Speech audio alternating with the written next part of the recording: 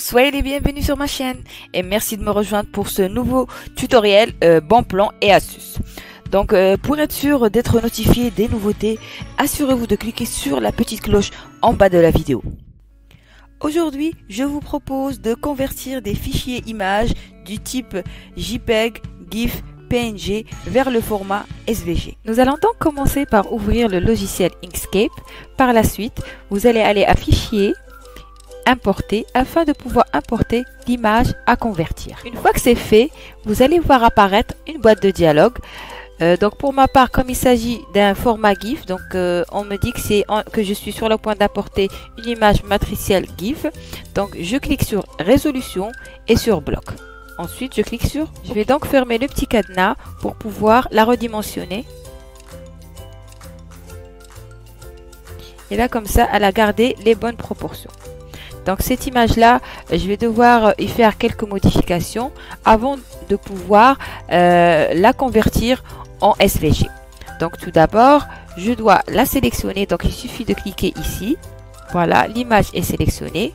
Je dois aller à Édition, créer une copie matricielle. Voilà, dès que vous faites cela, il y a un autre élément qui se rajoute dans la partie calque. Donc cet élément-là, il est au premier plan, donc on va le tirer comme ça. Regardant de plus près, vous pouvez vous rendre compte que ces deux images-là n'ont pas vraiment la même qualité. Celle de droite que nous venons de transformer en matricielle est vraiment de meilleure qualité. Les lignes sont plus claires. Voilà, c'est plus lisse. Là, il y a des petites hachures. Donc, même à la découpe, ce modèle-là n'aurait pas été bon au niveau du DS. Je vais supprimer l'image source puisque j'en ai plus besoin. Voilà, je la supprime. Donc cette image-là maintenant, je vais pouvoir la vectoriser. Je sélectionne mon image. Bon là, ça me fait toujours le même coup, je ne sais pas pourquoi. Donc je peux cliquer dessus. Je vais aller à Chemin, vectoriser un objet matriciel. Voilà ma petite fenêtre qui s'ouvre. Donc cette fenêtre-là, elle me permet de faire la vectorisation selon le type de mon image. Donc ça peut être une image en noir et blanc, donc on choisit cette option. Quand il s'agit d'une image multicolore, c'est-à-dire avec plusieurs couleurs, on choisit cette option. Et quand on souhaite la transformer en pixel art, ça c'est en général c'est fait par les personnes qui font du point de croix. Voilà, elles peuvent choisir cette option. Nous, on va se cantonner à cet espace. Nous n'avons pas besoin de modifier quoi que ce soit. Si vous le faites, il faut cliquer sur mettre à jour. Ainsi, votre aperçu va être mis à jour et les modifications que vous auriez faites vont apparaître ici. Pour ma part, je n'ai rien à faire. Je clique sur appliquer. Je vais directement à calque et objet. Et là, je constate qu'il y a un nouvel élément qui a été créé et qui est au premier plan. Donc là, au fait, c'est l'ordre, on va dire, l'ordre des images au niveau de Inkscape. Donc celui qui est en haut, c'est celui qui est au premier plan. Et celui qui est en dessous, et c'est celui qui est en arrière-plan. Il a une nouvelle icône qui concerne tout ce qui est vectoriel. Donc si vous êtes sur un autre site ou quelque part sur Internet et que vous voyez cet élément-là, sachez que ça concerne tout ce qui est vectoriel.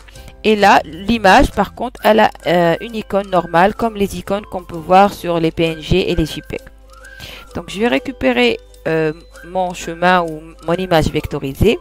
Là, vous voyez que cette image vectorisée, maintenant, elle n'a plus de fond. Donc, une fois sur le blanc, elle a un fond blanc. Une fois sur le gris, elle a un fond gris.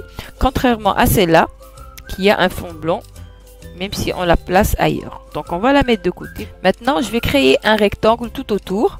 Donc, je clique sur rectangle et je crée un rectangle tout autour de mon image. Voilà, ce rectangle, je vais devoir déjà sortir du mode création. Ce rectangle, je vais devoir le mettre en arrière-plan, c'est-à-dire que mon crayon doit être devant le rectangle. Donc, au niveau des calques et objets, mon rectangle, il est en haut, c'est-à-dire qu'il est en premier plan. On va dire au deuxième plan, c'est mon crayon vectorisé. Et en dernier plan, c'est l'image que j'ai modifiée en matriciel. Donc là, vous avez deux options. Ou bien vous cliquez sur rectangle et vous venez ici, vous cliquez sur envoyer en arrière-plan. Ou bien vous cliquez sur path et vous l'envoyez en avant. Ce que je vais faire maintenant, c'est que je vais sélectionner ces deux éléments-là. Ensuite, je vais à chemin, séparer. Et voilà, systématiquement, le logiciel Inkscape à décomposer cette image en plusieurs éléments. Donc vous le voyez sur la partie objet et calque. Donc là on voit tous les éléments qui sont apparus suite à ce dégroupage, on va dire, ou cette décomposition. Commencez tout d'abord par supprimer ce rectangle rouge dont on n'a plus besoin. Ensuite on va voir ce qui se cache en dessous. Voilà, donc là au fait cette partie noire elle correspond, on va dire, à tout ce contour là au fait. Voilà, tout ce contour là noir sur le crayon. Donc c'est ce fond là qui est ressorti tout en noir. Et là, la décomposition. Donc voilà, si vous regardez le crayon initial et le résultat, vous constatez bien qu'il a bien décomposé chaque partie de ce crayon-là.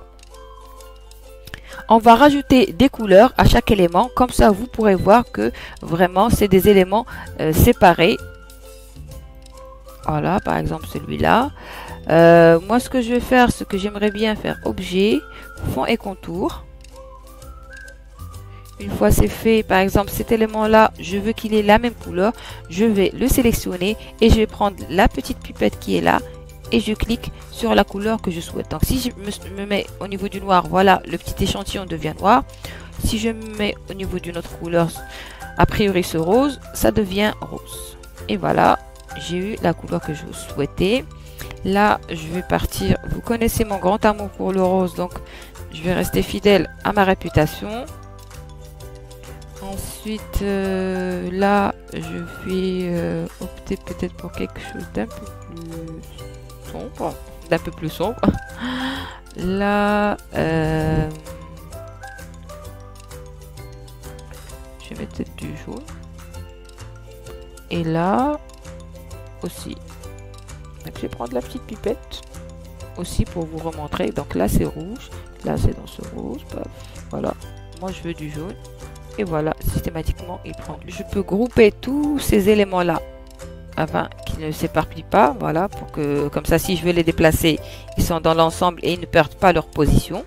Et je vais devoir les mettre en avant-plan. Parce que là, si vous regardez bien au niveau des calques objets, cet élément n'est pas en avant-plan. Donc voilà le path, on va dire la base qui est en avant-plan. Et le groupe d'éléments qui est en dessous, soit en arrière-plan. Donc, ou bien vous mettez celui-là en arrière-plan, ou bien vous mettez celui-là en avant-plan. Voilà, qui est fait. Là, je vais venir déposer cet élément-là au milieu. Donc, si vous avez du mal à le faire, voilà, vous pouvez venir ici, par exemple, là, pour que vous puissiez bien voir la différence. Vous sélectionnez l'ensemble et vous avez le choix. Vous pouvez venir ici et choisir aligner et distribuer, ou bien vous pouvez aller à objet, aligner et distribuer qui est tout en bas. Voilà une fenêtre qui va s'ouvrir et comme dans le DS, on vous propose d'arranger, de redistribuer, d'organiser. Donc voilà, moi j'ai besoin que ça soit centré verticalement, donc centré selon un axe vertical. Et voilà, il a été centré. Et comme par chance, voilà, j'ai plus ou moins mis, on va dire, un peu au centre. Mais je trouve que quand même, il reste beaucoup trop d'espace en bas. Ce que je vais faire, c'est que je vais sélectionner juste les éléments groupés. Et je vais les déplacer avec les flèches de direction qui sont sur mon clavier. Un tout petit peu. Là, je trouve que c'est bon. Pour moi, le résultat est là. Seule chose qui reste à faire, c'est qu'il reste les petites hachures. Donc, si vous regardez cet exemple-là, il y a des petites hachures qui sont ici. Pour les retrouver, là, je vais devoir dégrouper. Voilà, vous voyez un peu quand on dégroupe, ça nous sélectionne tous les éléments qui ont été groupés au préalable. Et on voit bien qu'il y a les petites hachures. Donc là, je vais sélectionner ce petit rectangle rouge et je vais le mettre en arrière-plan. Ensuite, je vais l'avancer plutôt, monter la sélection d'un cran. Parce qu'au fait, si je l'avais mis, si j'avais mis par exemple descendre d'un cran, il allait me le faire descendre cran par cran, c'est-à-dire en fonction de toutes ces hachures. Donc, c'était plus simple pour moi de le mettre tout en arrière et de le remettre en avant d'une seule position. Maintenant que tout est bon, on va pouvoir, voilà, sélectionner tous ces éléments-là et les grouper. Donc, ce que je vais faire, c'est que je vais sélectionner juste le crayon rose. Voilà, si je fais ça, ça va me sélectionner uniquement le rose parce que j'ai pas pris tout le contour noir. Bouton droit et je groupe. Et là, je peux supprimer cet élément parce que ça ne sert à rien de se déplacer avec. DS ne va pas le reconnaître et ne nous servir à rien pour l'instant. Donc là, on peut enregistrer notre fichier. Vous faites fichier, enregistrer sous. Donc vous l'enregistrez là où vous souhaitez sur votre ordinateur. Et on va aller par la suite le récupérer et l'importer au DS pour que vous puissiez voir à quoi ça ressemble.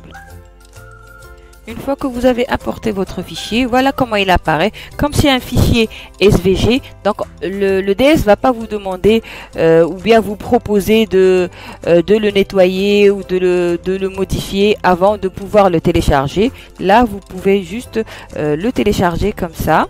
Il va se retrouver dans votre bibliothèque et par la suite, vous devez l'envoyer vers, on va dire, le bureau du DS ou la toile. Voilà le fichier, bien l'image. Donc elle est vraiment parfaite, c'est clean, c'est net, il n'y a pas de problème de ce côté-là. On a tous les éléments ici qui sont séparés. Voilà, ça c'est les petites hachures, donc les autres éléments sont là. Donc on va pouvoir peut-être faire les modifications qu'on veut peut-être en termes de couleur.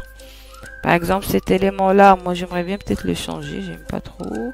Je vais mettre peut-être en jaune. Cet élément haut, j'aimerais bien le mettre dans la même couleur. Donc, je peux aller à synchroniser. J'essaie de retrouver la silhouette de mon élément. Et il faut simplement la glisser ou la tirer vers la couleur que vous souhaitez. Voilà. Pour le reste, on va dire, je vais choisir le juste milieu. Et voilà, c'est fait. Là, a priori, on a fini nos modifications sur cette image-là. On peut l'envoyer effectivement vers la découpe. Quoique, moi je trouve que ça serait dommage de l'envoyer comme ça. Parce qu'en fait, les petites hachures que vous voyez là, et qui sont ici au niveau des couches, sont des éléments séparés. C'est-à-dire... Pardon. C'est-à-dire que le DS va couper ces petites hachures une par là. Je vais dégrouper au fait l'ensemble, déjà. Je vais masquer cet élément et là je vais dégrouper ces éléments aussi. Je peux toujours venir ici et je vais le couvrir et là je vais sélectionner tous ces éléments là et je vais les souder. Cet élément là, voilà, résultat de la soudure, donc c'est mes petites hachures. Je vais les sélectionner et en même temps Shift ouvre ça. Ensuite je vais faire couper. Là, vous voyez qu'il y a eu une découpe. Et comme j'ai mon fond noir à l'arrière, une fois que je vais le positionner, voilà, automatiquement, le noir va ressortir. Donc, j'ai pas besoin de me fatiguer après à coller des petites hachures toutes fines. Donc là, vous avez pu apprendre à modifier ou à convertir un fichier du type JPEG. Ça peut être aussi un PNG. Bon, celui-là, c'est un GIF. J'ai préféré prendre un GIF parce que la plupart de nous n'utilisent pas les fichiers GIF.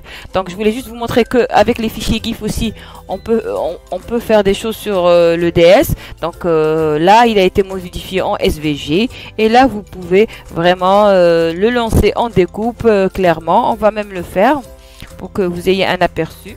Et voilà, le projet est arrivé. Voilà, tous les éléments sont classifiés, on va dire, par couleur. Voilà. Malheureusement, notre tutoriel touche à sa fin. J'ai eu un grand plaisir à pouvoir vous le présenter. Maintenant, à votre tour, vous pouvez aussi faire vos propres modèles. Si vous avez des questions ou si vous souhaitez plus de précision, n'hésitez pas. Laissez-moi des commentaires. Je me ferai un plaisir d'y répondre. Vous pouvez aussi me contacter via mes réseaux sociaux. Les détails sont mentionnés plus bas dans le descriptif de la vidéo. Donc sur ce, je vais vous dire à très bientôt. Prenez bien soin de vous. Au revoir les criqueteuses.